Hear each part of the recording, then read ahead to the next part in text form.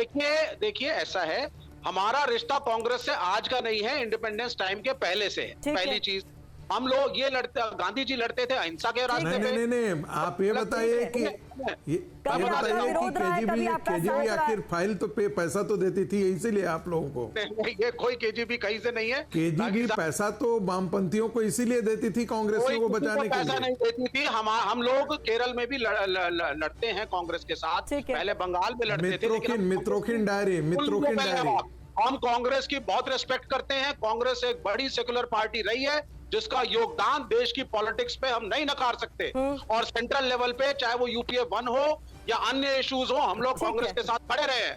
और INDIA में भी हम सम्मानित घटक दल है हमारा। 10 सेकंड ठीक है, आप अपनी जल्दी बात पूरी कीजिएगा, फिर शहजाद का मैं करूंगी। कुल मिलाकर आपने सुना ये तमाम लोग क्या कह रहे हैं। मेरा तो इतना ही कहना है, पीटीआई ने रिपोर्ट किया है कि दिल्ली पुलिस के जो एक ऑफिशियल है जिनको इन्वेस्टिगेशन के बारे में पता है, उन्होंने कहा है कि ये इंडिविजुअल्स जो अंदर घुसा है पार्लियामेंट में, एक मैसेज कन्वे करने के रास्ते ढूंढ रहे थे।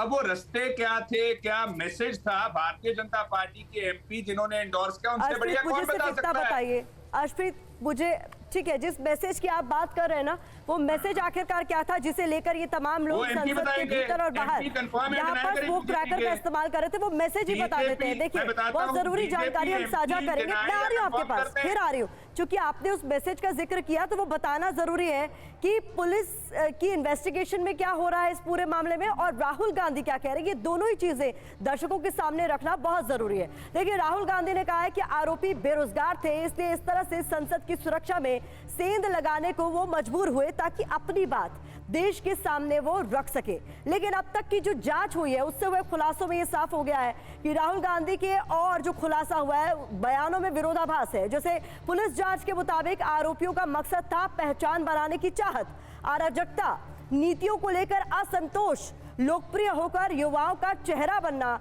और सांसदों में दहशत पैदा करना। तो वहीं राहुल कहते हैं कि बेरोजगारी, महंगाई, हताशा और हुकूमत के खिलाफ ये नाराजगी है जिसकी वजह से यह सब कुछ हुआ। शहजाद,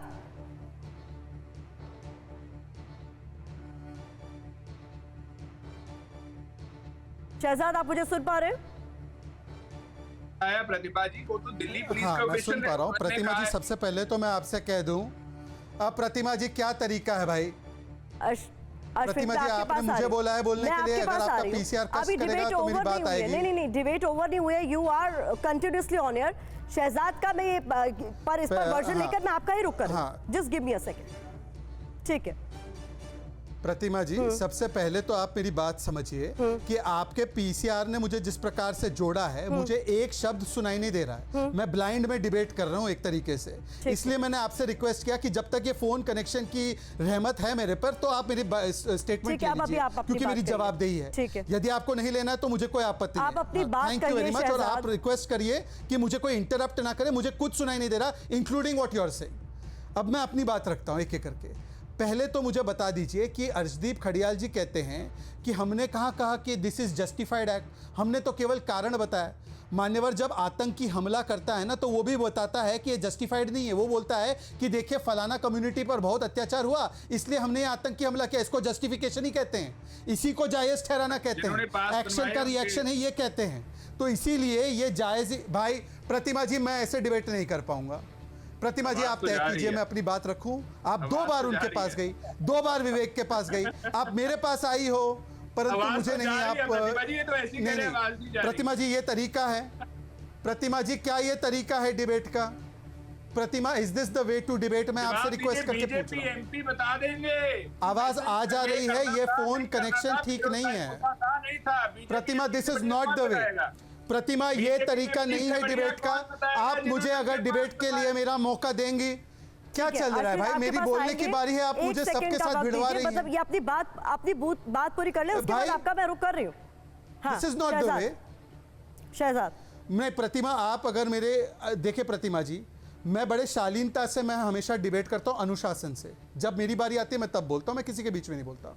यदि ये मेरे अनुशासन पालन करने को मेरी कमजोरी समझा जाएगा तो कृपया करके आपका PCR मुझे हटा दे, अन्यथा मुझे सिंगल विंडो पर लेकर, जैसे आपने अर्शदीप को 2 बार मौका दिया, मुझे अपना पूरा मौका दिया। वो बीच में बोलेंगे ही। पहले ही ऑडियो खराब है भाई, मैं अपनी बात रख सकता हूं बिना हस्तक्षेप के? प्रतिमा, आपसे एश्योरेंस है? Go ahead. अब नहीं रख सकते।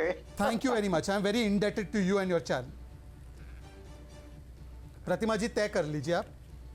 शहजाद, आप अपनी बात कही ना, इतनी देर से आप ही के पास है, आप ही को बोलने का मौका दिया पर जा वो रहा है। लगातार, भाई मैं लगातार नहीं, ये जो लगातार हस्तक्षेप और टोका टाकी हो रही है, भाई मैंने तो किसी को नहीं टोका। एंकर के रूप में आप मेरी बात चाहती हैं या नहीं चाहती, या उनको एनकरेज करना चाहती हैं? शांत रहिएगा, वो अपनी बात कह ले, फिर मैं एक एक कर आपका रुख करूंगी। शहजाद, ये तो अजीब बात है कि हम कोई अनुशासन और कर्टेसी से डिबेट करता है तो उसी को ताना मार रहे हैं कि आप डिबेट करना चाहते कि नहीं करना चाहते। एनीवे, मैं अपनी बात रखता हूं क्योंकि मैं पार्टी का रिप्रेजेंटेटिव हूं, मैं कोई स्टेपनी नहीं हूं किसी पार्टी का जहां यहां पे आके लेफ्ट पार्टी के नाम पर अपनी बात रख रहा है। मैं अपनी बात पूरी करता हूं। देखिए, समस्या यह है कि जस्टिफिकेशन ही होता है जब आप कहते हैं कि एक आतंकित करने वाली घटना इसलिए जायज़ है क्योंकि कुछ लोग तथाकथित रूप से बेरोजगार है। इसी संदर्भ में मैं पूछना चाहता हूं कि जो 74 में या जो 84 में या 94 में घटनाएं हुई, तो क्या वो जायज़ ठहराई जा सकती हैं क्या? क्योंकि वो बेरोजगारी उस समय पर चरम पर थी, महंगाई चरम पर थी। दूसरी बात, इन्होंने कहा कि अरे इस्लामिस्ट को उन्होंने इस्लामोफोबिया फैला रहे हैं, कम्युनिस्ट के बारे में गलत फैला रहे हैं। मुझे एक मुस्लिम बाहुल देश बता दीजिए जहां पर लोकतंत्र है। इराक में है, ईरान में है, कहां पर है? एक नाम बता दीजिए विवेक जी।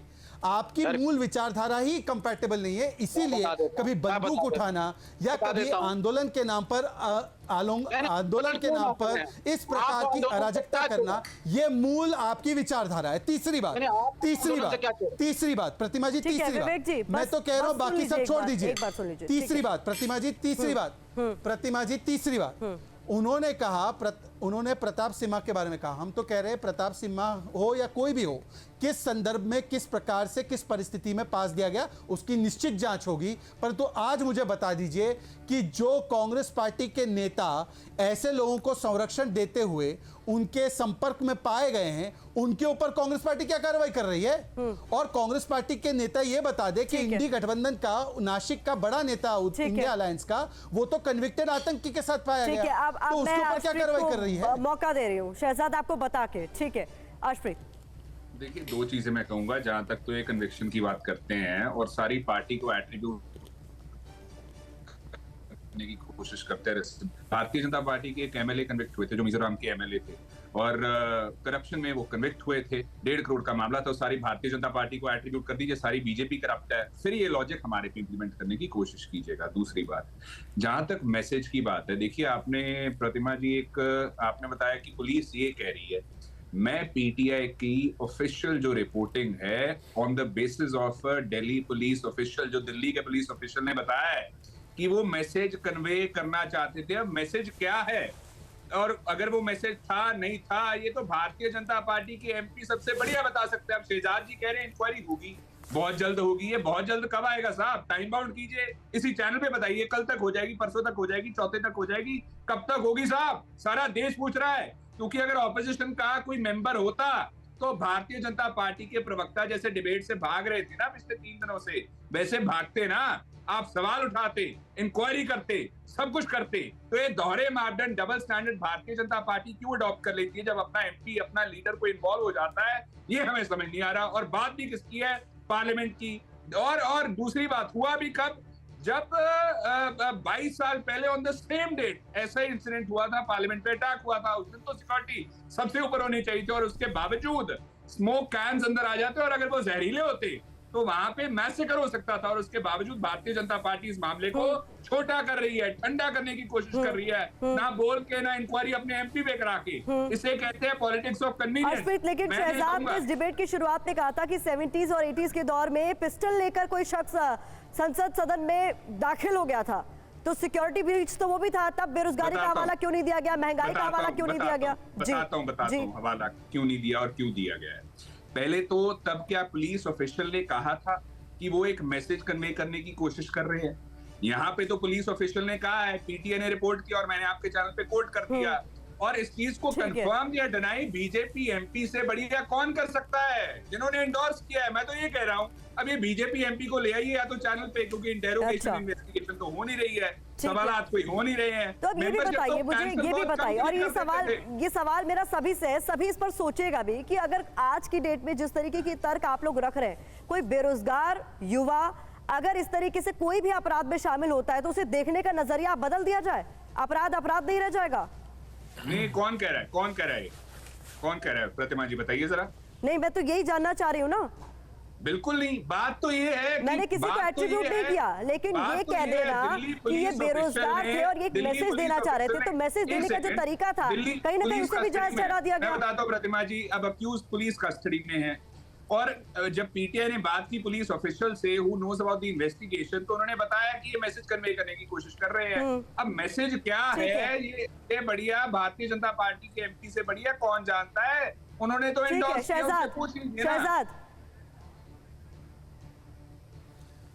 देखिए, अभी अर्शदीप खड़ियाल ने कहा, और मुझे इनका धन्यवाद करूंगा, उन्होंने कहा कि ये तो मैसेज,